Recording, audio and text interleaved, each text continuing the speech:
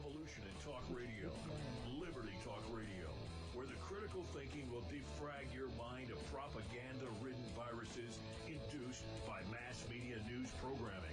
No BS here, just the facts.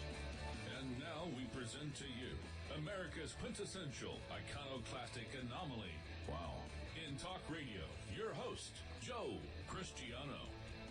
Welcome, everyone, to Liberty Talk Radio, America's libertarian voice, broadcasting from our studio in Tulsa, Oklahoma, to around the world. I'm your host, Joe Cristiano, and this is your antidote to popular talk radio. Folks, it's time for us to take back control of our government now before this bureaucratic, oversized, and self-serving federal government starves us of our property, our freedom, our rights, and our liberty. But to do this, we must shed conventional thinking regarding our political structure. We need to be revolutionaries in thought, dissidents in action. Only after we recognize what our government is doing to our freedom and our Constitution will we start taking it back. And this program is just about that.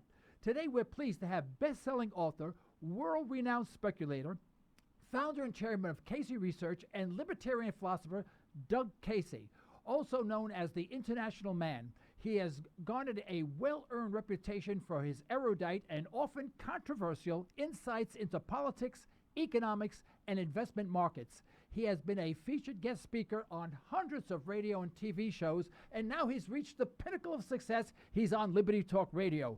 Doug is widely respected as one of the preeminent authorities on rational speculation, especially in the high potential natural resource sector, of which I am involved in this myself. Only as an investor. I'm a follower, not a leader in that regard. We will be discussing his latest novel, Speculator. During our live broadcast, we invite you to call 646-652-4620. That's 646-652-4620. If you want to listen in, you can just listen in via your telephone or your smartphone. If you'd like to ask a question, just press 1 and we will put you on the air and you can become part of our show. So welcome everyone to Liberty Talk Radio. Doug, welcome to our show. Thanks, Joe. It's nice to be here. I'm talking to you from the kitchen of my ranch in Aspen. Okay, so, I hope this works out. I thought you would be calling in from Argentina. I'm going down there next month, but during the northern summer, I'm here in Colorado. Oh, okay. And we're using a satellite light down the ranch because we're about 25 minutes out of town. Okay, very good. Well, I understand. I was going to ask this question because I thought you were calling in from Argentina. Very few people are aware of the fact that although Argentina has gone through tremendous economic tsunamis in the past 15, 20 years, and even before that, but they had 2 devaluations, I think, in the past 15 years, that 100 years ago, Argentina was actually rivaling the United States in economic freedom, in industriousness, in its standard of living. In fact, there are some who argue that Argentina was even ahead of the United States 100 years ago until the socialist government took over and decided that the government knew how to run the country better than the people. Am I correct on that? Yes, you're absolutely correct. And a lot of people have asked me, well, why did I go to Argentina now? Because it's been on the slippery slope for the last 100 years, and the slope has got a lot steeper with the accession of Juan Perón in the 1940s, right. A classic fascist dictator. Well, here's the reason why. Argentina is different from any other country in Latin America. It's outward looking, it's sophisticated, it's got by far the best educated population. It has by far, there's not even a country in second place, it has by far the most, the largest classical liberal tradition. It's a fantastic country. It's the 8th largest country in the world, but it only has 40 million people, and most of those people are around Buenos Aires. So once you get outside of the capital, it's empty, much more empty than the American West, and that's where I am right now in Colorado, outside of Aspen. So that's what I liked about Argentina. Now, it used to be one of the cheapest countries in the world. Since Mauricio Macri took over about a year ago, there have been a lot of distortions that have been unwinding. A lot of prices have gone up, but I'm still reasonably optimistic about the future. I've got a lot of money down there, that's for sure. Well, great. Well, I have friends here in the States whose wives are from Argentina. So I sort of get feedback from them what's going on in that country. And they told me some very, very interesting stories, but we won't go there right now. Before we start, because I want to talk about your book, The Speculator, but before we do that, I don't want to forget to ask you, many of the, I guess, very public figures, the Jim Rickards and the likes, and the Jim Rogers and those gentlemen who follow economic affairs as you do, are talking about a meeting that's taking place whereby a decision will be made on September 30th. I think it's regarding special drawing rights and the IMF and the inclusion of the Chinese yuan into its basket of currencies. Now, I may have this wrong because I haven't done much research on it, but apparently if there is a change in the special drawing rights mix, that may affect the U.S. dollar. Do you have any comments on that or any speculation as to what may happen there? Yeah, well, the U.S. dollar is on its way out as the international reserve currency. There's no question about that. I mean, for many years, since the early 1970s, the major export of the U.S. has been dollars. We ship out dollars, and those nice Germans give us Mercedes, and the nice Japanese give us Toyotas and Sonys. So now there are, who knows how many, nobody knows for sure, but at least $10 trillion outside the U.S. And foreigners don't have to hold them. Americans have to do business in dollars. Foreigners don't have to. They just do it as a matter of convenience. So at some point, the dollar is going to become a hot potato where everybody's going to want to get rid of it. And they're all going to come flowing back to the U.S. where they have to be accepted. And they'll flow back here in exchange for titles to real estate, to stocks, to technology. So this is a major disaster. The standard of living of the average American has been artificially increased for the last 30 years because of this export of paper for real goods. Now it's going to go into reverse. So, of course, the IMF and the SDR and all this, it's not going to solve anything. The IMF should be abolished, and the SDR is nothing but, if the dollar is an IOU nothing on the part of the U.S. government, the SDR is even worse than the euro. It's a who owes you nothing. So this is all nonsense. Well, I would suspect if these trillions of dollars return to the United States, and these dollars in turn result in us of this money returning, buying assets within the United States, is that not highly inflationary and a sort of a devaluation of the dollar? You're absolutely correct, because the amount of real wealth in the country is going to go down, because a lot of it will be exported physically, if not, and a lot of it the titles will go elsewhere. But those dollars, which are currently circulating abroad, are going to come back to the U.S. Absolutely right. Correct. Yeah. So for many years, for many years, it's been a question whether it's not whether we're going to have an economic catastrophe at some point, but only what form it will take. Will it be a hyperinflation, or will it be a catastrophic deflation?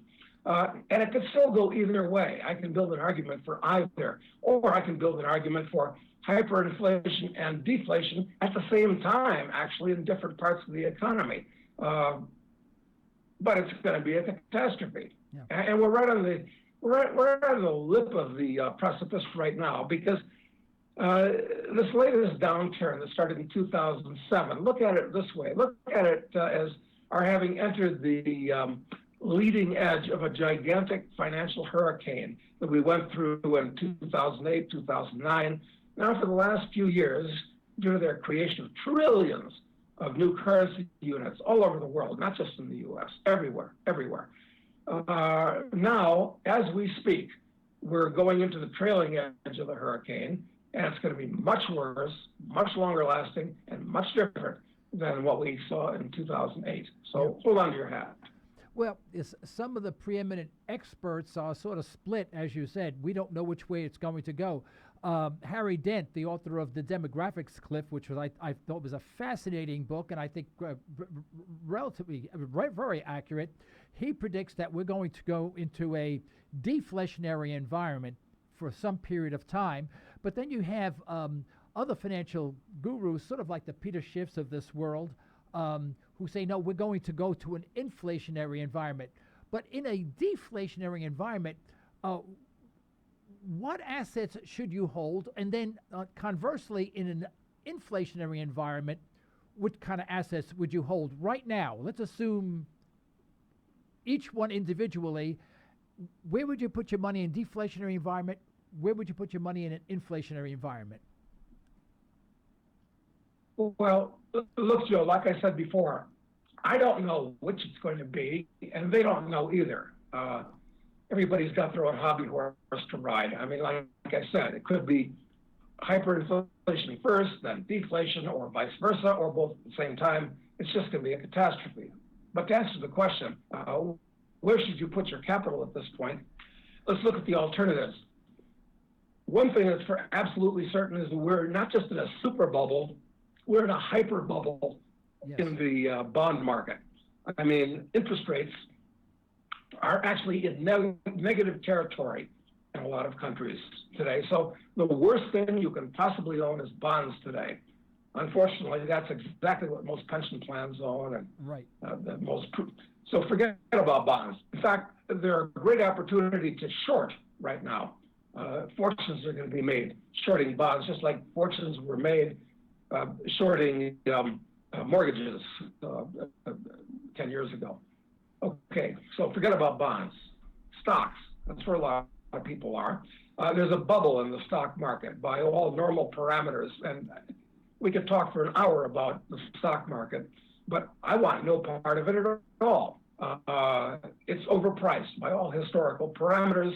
Earnings could collapse. No interest in the stock market. Not to say it can't go higher from here. I don't think so, but it might. So forget about the stock market. Real estate. Problem with real estate is in major cities, it too is in a bubble. Right. And worse than that, in the U.S. and Canada and other countries, not in Argentina, I've got to point out, it floats on a sea of debt. So as interest rates go up, that's going to put a lot of pressure downwards on real estate, in addition to the fact that it's the most obvious thing for the state to tax. So I don't like real estate. So what are we left with? Cash? Cash is a floating abstraction. I mean, it's the government is trying to cause inflation by printing up trillions of new currency units. Right. So I come back to gold, which is the only financial asset which is not simultaneously somebody else's liability. And I like silver as a more speculative vehicle. But no, you want a lot of gold in your personal possession. That's the answer right now. Okay. In a few years, there'll be tremendous bargains, I'm sure, in the stock market, where you can be able to pick up stocks with depressed earnings and cut dividends, and the dividends will be 10% at that point. That's when you buy stocks. You'll be able to buy a lot of real estate at tax sales. Yeah. No, now's not the time to chase after that stuff. That's crazy. Yeah, as J.P. Morgan said, I only buy when there's blood in the street. And right now, we can take advantage of that. I guess the natural resource sector is relatively benign, and it's relatively low, price low. Would you speculate that the natural resource sector, as in general, would be a better place to be than in the general, like the S&P and the Dow? Well, it's a problem because commodities peaked the last time in 2011. So they've been in a massive bear market for the last 5 years. Right. Grains, for instance, are basically all-time lows in real terms. Gold has come down a lot, silver, all these things. Everything, copper's come down 50%, on and on. Look, the only gold is the safest and the most prudent place for your money at this point. I think a bubble is going to develop in gold. It's going to develop out of fear, out of greed, out of prudence, and I think we could have a hyper bubble in mining stocks. And I've got to caution before going on by saying that mining is a horrible business. It's why there's a good reason why Warren Buffett has never and will never put a nickel into mining, because it's a ridiculous 19th century choo-choo train industry. Now, I say that as somebody that's been involved in it for the last 40 years. But no, it's a great speculative vehicle when the stocks are really cheap, and they've about doubled or tripled since the beginning of the year. We've got about 2,000 of these crappy little mining stocks, exploration stocks. They've about doubled or tripled from probably the lowest prices that they've ever been. I think they're going to go a lot higher. I think gold's going to go a lot higher. I'd forget about things like copper and nickel and tin and forget about all those other commodities. Those are all industrial commodities. And as we go into the Greater Depression, which is what I call what we're going into, there's going to be less demand for those things. No, I mean, strictly precious metals at this point. Yeah. I don't even like oil, quite frankly, for a lot of technological reasons. I hate to say I don't like oil at $45 when most people can't even make money making it, but I'm a great believer in increases in technology. And of course, the longest trend in human history has been a downtrend of commodity prices. Yeah. Eventually, commodities be worth close to it. Doug, we have a caller calling in. Do they want to ask a question? Come in. All right. Area code 918. Caller, you're on the air. You have any questions or comments for us, please?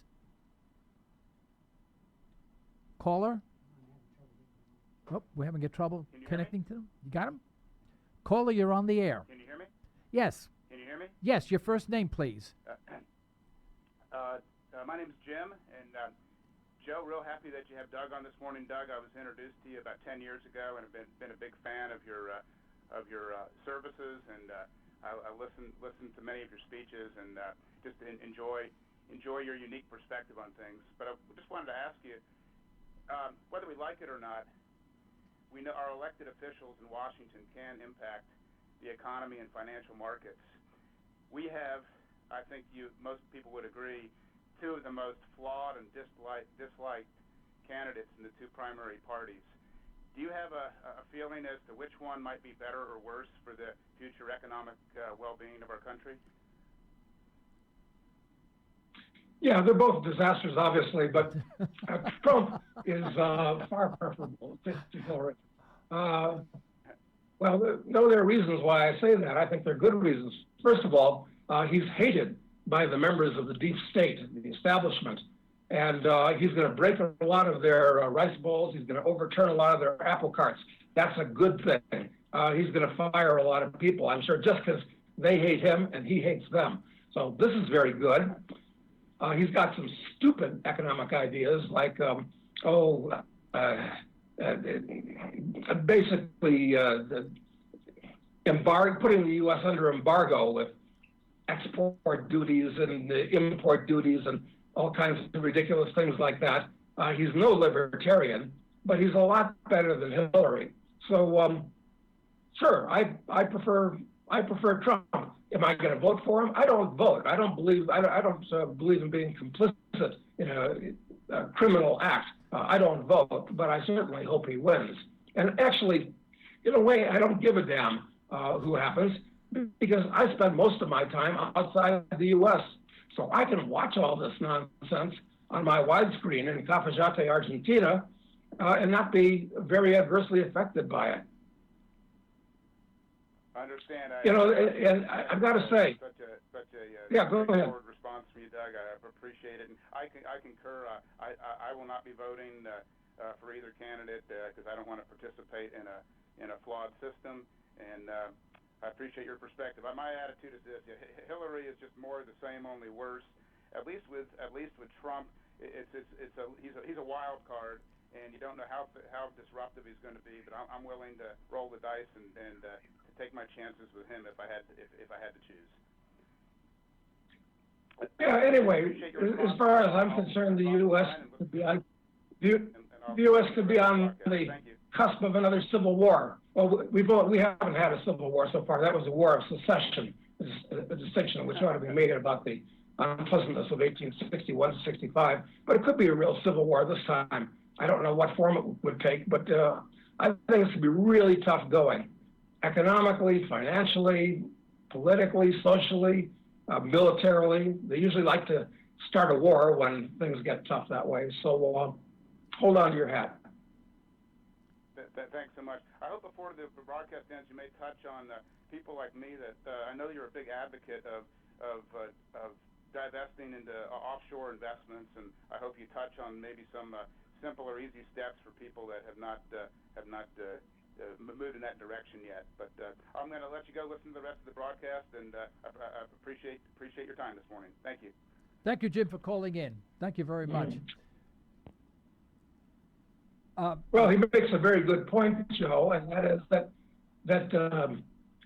I think that your major risks today, as dangerous as the financial markets are, extremely dangerous, your biggest risk is political, which means your own government is the biggest risk that you have. Therefore, you have to diversify politically.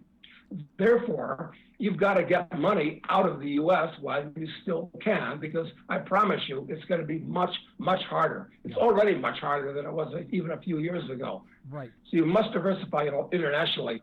Right. Now, where do you go? I wanted to mention, because I've got my first novel out called Speculator, where I cover a lot of these things in the form of fiction, because the reason I did that is you can say a lot of things in fiction that you cannot, or even you dare not say, in the form of nonfiction. So in the book Speculator, I talk about everything about speculating, about mining, about the stock market, about 50 different things. It's a hell of a read. That's why it won the Leonard Reed Prize at Freedom Fest this year. It's very well written, if I do say so myself, but it's very instructional as well. So definitely pick up a copy of it. I promise you, you'll enjoy it. And there are 5 more novels to come, because this is the first of 6 novels that, following the dictum of my friend Walter Block, who wrote the fantastic book, Defending the Undefendable, this reforms the unjustly besmirched occupations, 6 unjustly besmirched occupations. Everybody hates speculators, but we show through our 23-year-old hero, Charles Knight, a speculator is a good guy, not a bad guy. And then he goes on to much more radically, politically incorrect occupations in the next 5 novels, which will be coming out shortly. But buy this novel. It's the best thing since Atlas Shrugged. And I'm not the only person that's saying that. I wouldn't dare say that, but a number of people have said that you know who they were, actually. I have not read that book yet, but I will go out, and today I will go out and buy that book, and you've encouraged me to buy it and to read it. I'm sure it's going to be fascinating. It is with, your co-author is actually John Hunt, MD, who's also a libertarian-minded person and very active.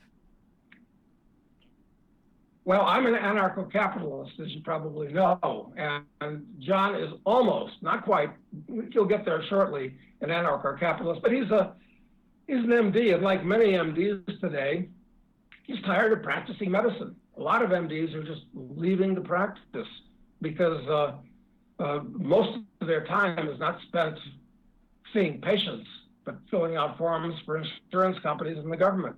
Yeah. You know, I've known my... It's an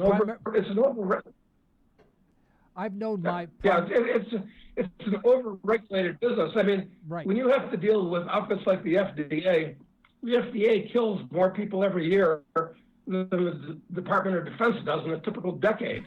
It's criminal, actually. Yeah. You know, I've known my primary care physician for, about 30 years. And last time when I saw him, it was the most almost distasteful type of encounter with my physician, because he was in such a rotten mood because all he had was paper.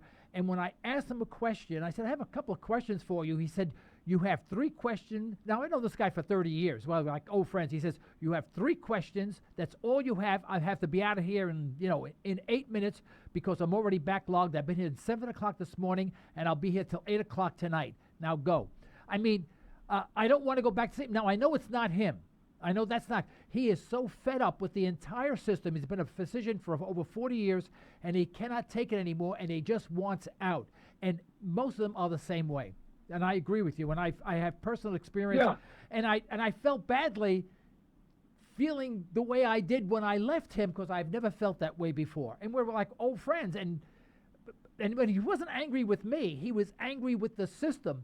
And he had to make sure that everything was put on the computer properly, or hell breaks loose.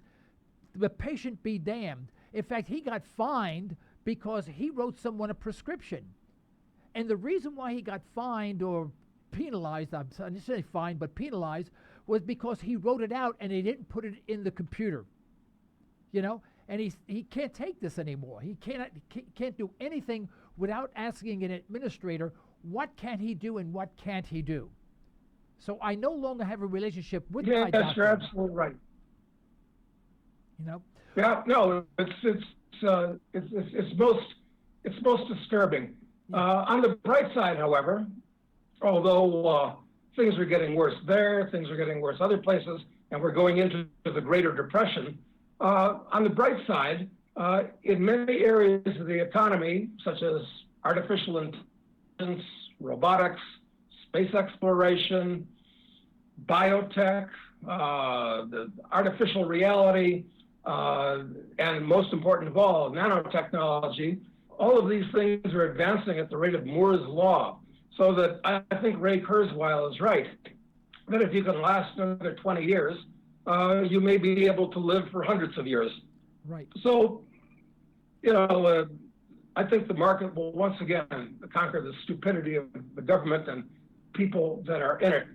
But I think it's very important, if you're going to capitalize on what Kurzweil is talking about in the Singularity, that you have capital in order to capitalize on it.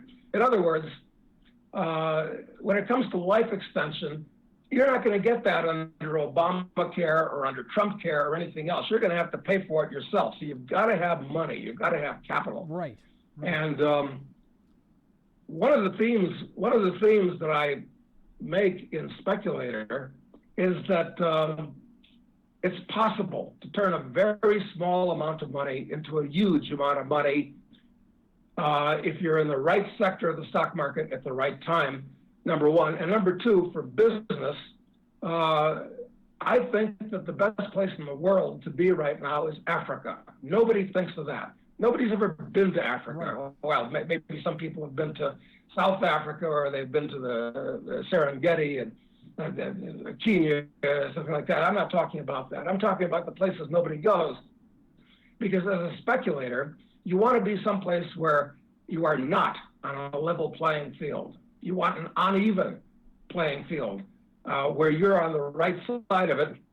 And if you're a young guy in the U.S., first of all, idiotically, you're probably going to college, which is a crazy misallocation of 4 years of your time, right, and maybe hundreds of thousands of dollars of borrowed money. This is crazy. Yeah. Crazy, having your mind filled with ridiculous ideas that you'll pick up in school. But if you take some money and you just travel around Africa, you'll find that instead of being one of millions of people in the U.S. that have the same education, the same background, the same mode of thinking, that's too much competition. Millions of people. You go to Africa, you're automatically several standard deviations better than anybody else there. Right. Everybody wants to meet you. Everybody's presenting opportunities to you.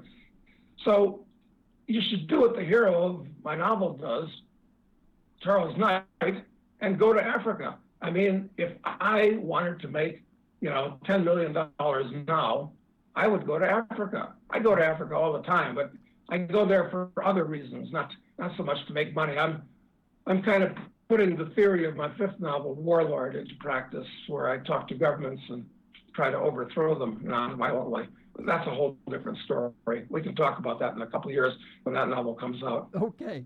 I believe you mentioned Singularity University. Did you mention that, or did I mishear you? I didn't mention the university, but I mentioned that Ray Kurzweil believes that in 20 years, the singularity will have happened, where all of these various technologies reach a climax. And one of the effects of it will be that you'll be able to live basically as long as you choose to live, assuming you can afford the technology. Right. Because I read a white paper recently. Which is a good reason to become rich. Yeah, that's right. I agree. Because one of my problems with libertarians is that they're generally poor as church mice. They talk the talk, but they don't walk the walk. You're absolutely right. They're like Marxists. Yeah, it's true. Libertarians are like Marxists. And Mrs. Marx was supposed to have said to Carl, stop talking and writing about capital. Get some of it. And libertarians don't understand that. Most of my libertarian friends like to borrow money from me to survive the next day. But it's interesting because Singularity University put out a white paper I read about 2 weeks ago, and they talk about this technology. And they said, like in 15 years from now, we will, for every year, you will live a year longer. So in effect, you can live forever, just like what you said. But the technology is changing exponentially, which is making today's current industrial environment obsolete by the month. So what's going to happen? I know we're almost out of time now, but a couple of words. What's going to happen when you take your smartphone or whatever we're going to call it in the future, and you blow into it, and it gives you a readout of all of your vital signs, and you don't need to go see your doctor for a physical. I mean, I can go on for an hour, and I'm sure you're more familiar with it than I am. But instead of having factories, we're going to have 3D printers in our home where we can make anything we want, provided we just buy the particular software program. It's electric cars, Uber, driverless cars. I mean, we can go on and on forever. How do you see this unraveling? You think this is really going to take place as soon as they suspect, within 3 years, when this starts taking hold? In the auto industry especially. Well, Joe, this is one of the reasons why I hate and despise the state, because the state is slowing down the progress that could keep these things from happening. Correct. It siphons off trillions of dollars from the productive economy to piss it away in Afghanistan and other places like that. Its regulations throw sand in the gears of science and technology. So I take libertarianism and anarcho-capitalism very, very seriously because it affects me personally.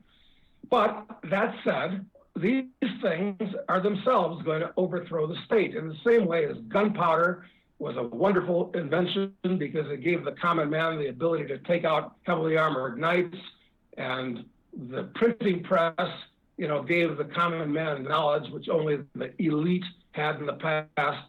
So this is happening now on many fronts, and it'll overthrow the state. The only thing I'm unhappy about is that the people, the state is growing like Topsy at this moment. It's like a giant dinosaur, just as it's about to collapse. It's at its biggest and strongest, but it is going to collapse. But it's very dangerous in its death throes. And there's no guarantee that the good guys are going to win. Yep. So I don't know. Listen, the thing to do is look out for number one. Make sure that you're insulated from the state in all ways, and make sure that you have capital so you can take advantage of these marvelous things that are happening. So I guess most libertarians are going to be washed away because because they're all talk, no action, and they don't have any capital. Stupidity, because libertarians are fun to talk to. Yeah. Last question. Could you speculate for me, when do you think this ball game will end? It's starting to end right now. Listen, you remember how nasty things were back in 2008, and yes. How, at that point, all the banks and brokerages and insurance companies, they all would have collapsed. And would that have been a bad thing? No, it actually, in retrospect, would have been a good thing, because all the real wealth in the world, buildings, technologies, knowledge, that would still be here. It would just change ownership. But as it was, the evil and stupid government created trillions of dollars to give to the elite to keep these old dinosaurs alive. I don't know what they can do this time. I mean, they're getting rid of cash. That's happening now. Right. This is going to be the biggest thing, the biggest upset since the Industrial Revolution. This is going to be a very big deal in the next few years. It's going to be fascinating to watch, but I want to watch it from Cafayate, Argentina, surrounded by grapevines, as opposed to watch it out my front window here with the riots. I may be knocking on your door. You realize that? Well, but it's starting to happen right now. I mean, the economy is clearly rolling over. The inevitable has become the imminent, and you just know it would have to happen in an election year. Yeah. This is one of the problems with Trump being elected. I believe he will be elected, incidentally, for a number of reasons. But one of the problems with his being elected is that, for some reason, somehow, well, he's associated with the free market. So, of course, they're going to blame the free market on it. And, when a real criminal is elected the next time, they're going to grab the economy by the throat and really strangle it. I mean, this is not going to get better soon, I'm afraid. Okay. Well, Doug, I want to thank you. So I'm both pessimistic and optimistic.